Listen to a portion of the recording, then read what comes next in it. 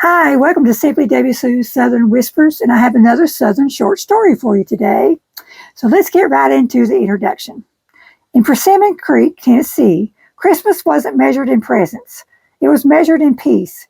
And peace, as it turned out, was harder to come by than a good fruit cake.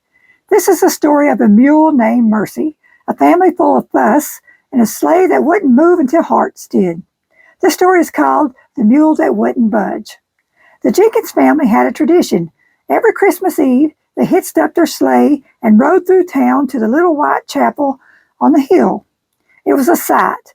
Lanterns glowing, Christmas carols floating through the holler, and Granny Opal Jenkins sitting tall in her Sunday coat, waving like royalty. But this year, something was off. The tree was leaning like it had too much eggnog. Aunt Loretta's fruit cake had gone missing, later found under the porch, half-eaten by raccoons, and Cousin Wade had insulted everyone from the preacher to the pecan pie. Tensions were high, and forgiveness was low. Granny Opal, who'd seen more Christmases than the church bell, decided they'd ride to the chapel anyway. "We're taking the sleigh," she declared, "and Mercy's pulling it." Mercy was their mule, gray as a chimney ash, stubborn as a Baptist deacon, and smarter than most folks gave her credit for. She'd pulled wagons, plowed fields, and once dragged a broken-down Buick out of a ditch. But when Granny hitched her to the sleigh, Mercy planted her hooves like she'd grown roots. "Mercy, you ornery beast," Granny muttered. "We've got a service to get to."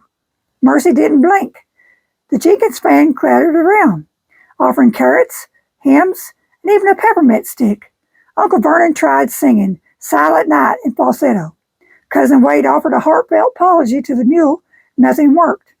Then little Ellie Jenkins, age 7 and full of wisdom beyond her years, tugged Granny's sleeve. "Maybe Mercy's waiting for us to stop fussing." Granny paused. "You think she's holding out for peace?" Ellie nodded. "She's a Christmas mule. She wants us to forgive." Granny looked around at the bickering brood. "All right then, let's do it." One by one, the family made amends. Cousin Wade apologized for the fruitcake comment. Aunt Loretta forgave him, but made him eat an extra slice. Uncle Vernon admitted he'd forgotten the hymn books and promised to bring extra next year. Even Granny apologized for calling Wade's haircut a crime against scissors. Then Ellie walked up to Mercy, placed a hand on her neck, and whispered, "We're ready now."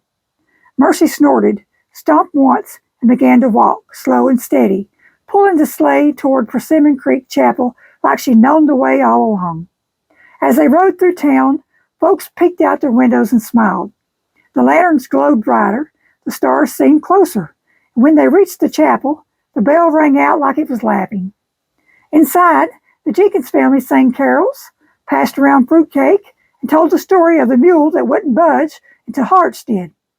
Granny Opal stitched a patch for her quilt that week, a square of gray flannel with a tiny mule embroidered in gold thread. She called it the Mercy Patch.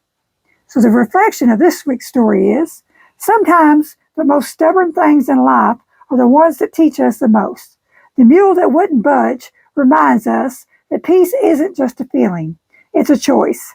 And forgiveness, like a mule named Mercy, might not move until we do. So this Christmas, if something feels stuck, maybe it's waiting on grace. Maybe it's waiting on you. So I hope you enjoyed the story this week. Come back next week for another one.